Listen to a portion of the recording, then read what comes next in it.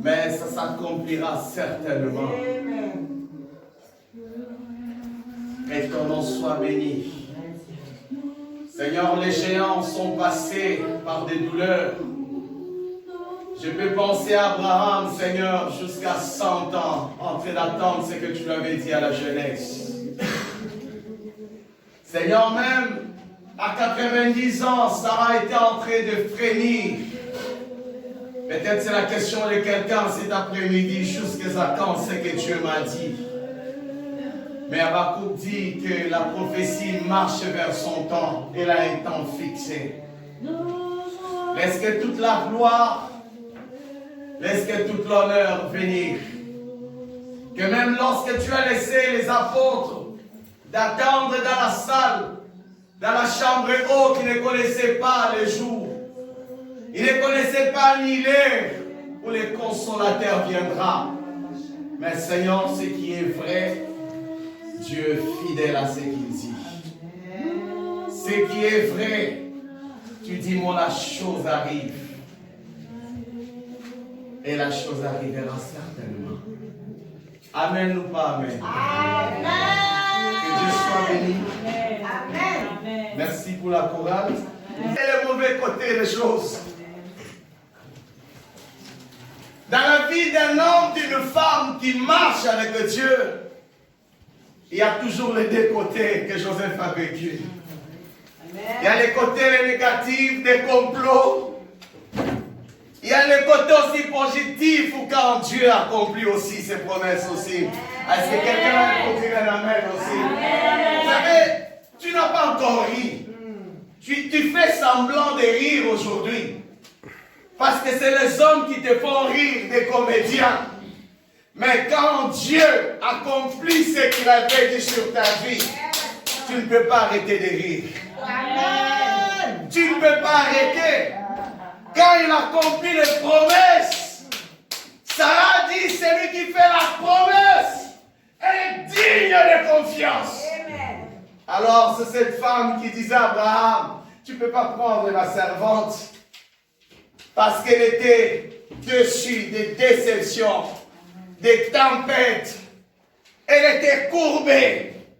Elle n'avait plus la foi. Pour proposer une telle chose, c'est qu'elle avait même manqué encore les regards sur Christ.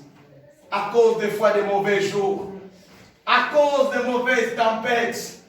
À cause des situations de désert. Il peut nous arriver à tourner les regards vers les hommes. Mais la Bible dit, maudit soit l'homme qui se confie en l'homme.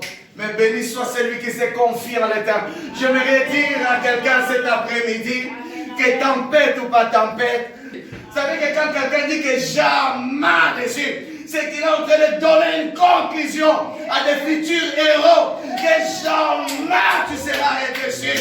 Parce qu'il a attendu. Abraham dira, espérance contre toute espérance. Mais Abraham a attendu la promesse. Est-ce qu'il y a quelqu'un qui est en train d'attendre quelque chose de la part de l'Éternel? Attends comme Abraham. C'est là ça s'accomplira. Et quand ça s'accomplira, tes ennemis diront, certainement le Dieu qu'il sait. Certainement le Dieu qu'elle sait est le véritable Dieu.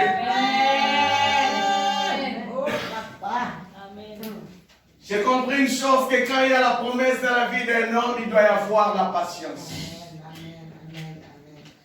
Il n'y a pas de promesse sans patience. Il n'y a pas d'accomplissement sans patience.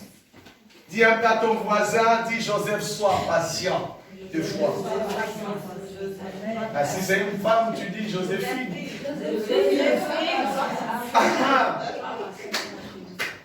Des fois on est pressé. Des fois on est pressé à se lamenter. Est-ce que c'est ce que Dieu a dit? Se fera ou ne se fera pas? La Bible dit ceci dans Jérémie 1:12, il dit que Dieu veille sur sa parole pour s'accomplir. Que si la prophétie tarde, attends. Regarde un peu celui qui est à côté de toi, tu lui fais appeler ça.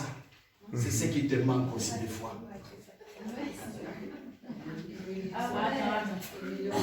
Dites aussi à ceux qui sont derrière là, c'est ce qui te manque aussi.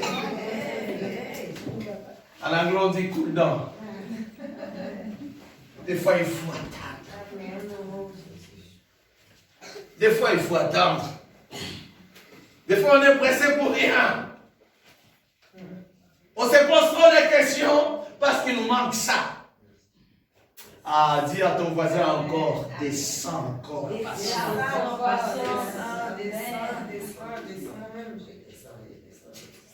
Ah, il faut te faire descendre aussi des fois.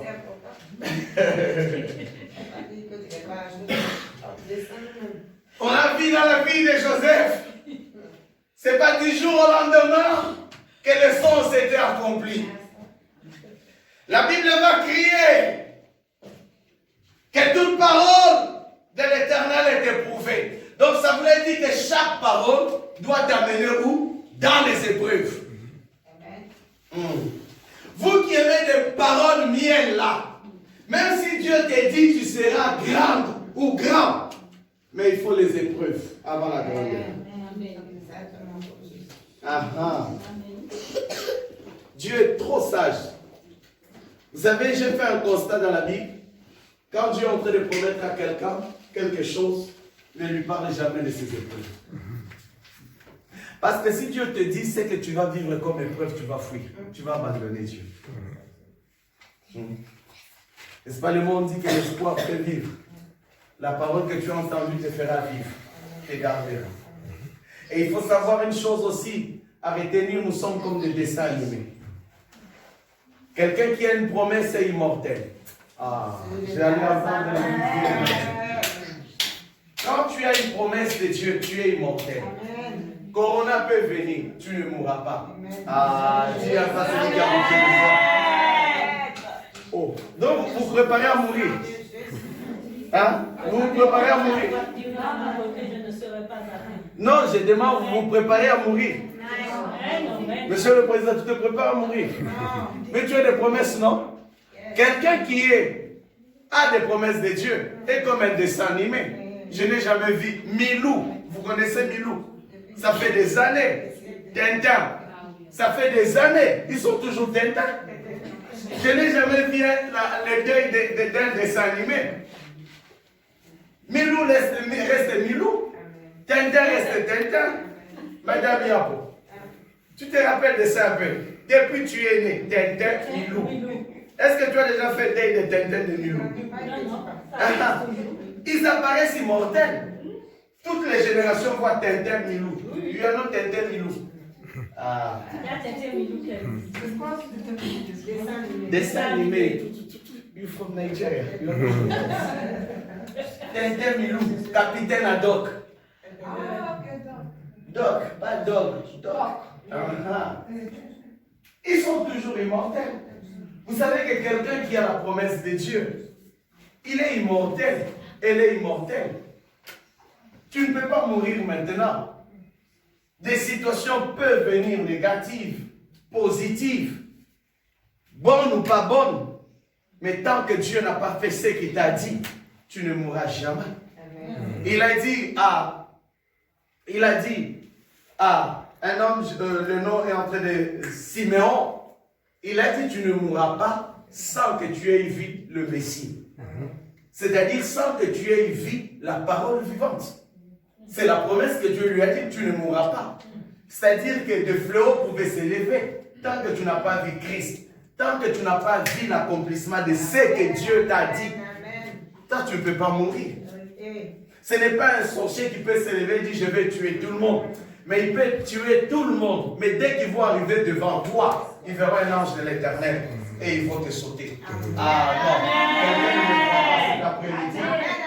Mais tu es un rescapé de ta famille. Ah, tu ne crois pas cet après-midi? Tu es un rescapé de ta famille. J'allais entendre toute l'église dire un grand amen. Tu es un rescapé.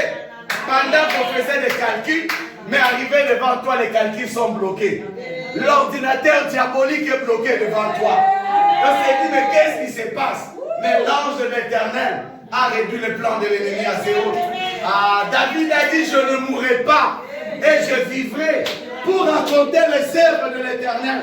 Est-ce qu'il y a Siméon cet après-midi? Est-ce qu'on peut dire un grand amen? Est-ce que Siméon est dans la salle cet après-midi? plus que le vaccin de COVID. La promesse que tu as là, c'est les anticorps de Dieu. La promesse que tu as là, même la mort ne peut pas t'atteindre. Parce que tu es vacciné, tu as l'anti-mort, tu as l'anti-poison, tu as l'anti-Covid. C'est le nom de Jésus que tu es. Tu es vacciné de Jésus. Tu ne mourras pas. Ta maison ne mourra pas. Tes enfants ne mourront pas. Parce que tu es vacciné cet après-midi. Oh! Je ne passe pas. Je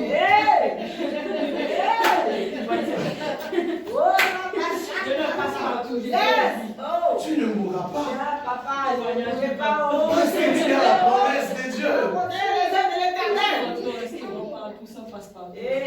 Combien de maladies, madame Yapo, tu as connues dans ta jeunesse? Combien de problèmes? Et alors que je parle même que l'Esprit est en train de me ramener dans la jeunesse, il y a eu beaucoup de conflits, des plans contre ta vie dans la sorcellerie de t'éteindre. C'est ce que Dieu est en train de me ramener dans ta jeunesse. Mais tu continues à vivre. Amen. À cause des vaccins. Mais quel est ce vaccin? Parce que tu as été appelé la servante de Dieu. Amen. Amen. Amen. C'est le vaccin. Sans plus tarder, allons-y dans Marc chapitre 4, le verset 35. On va parler de quelque chose de puissant. Celui qui trouve peut m'aider. Marc chapitre 4, verset 35. Marc chapitre 4, le verset 35.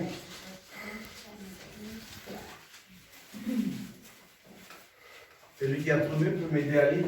Ce même jour, sur le soir. Ah, vous pouvez vous asseoir, je vous en prie. Suivez la lecture. Ce même jour, sur le soir, Jésus leur dit, passons à l'autre bord. Suivez. Après C'est que Jésus est en train de leur dire.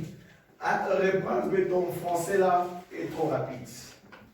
Ce même jour, sur le soir, Jésus leur dit. Jésus leur dit. Passons à l'autre bord. Passons à l'autre bord. Après avoir envoyé la foule, ils l'emmenèrent dans la barque où il se trouvait. Il y avait aussi d'autres barques avec lui.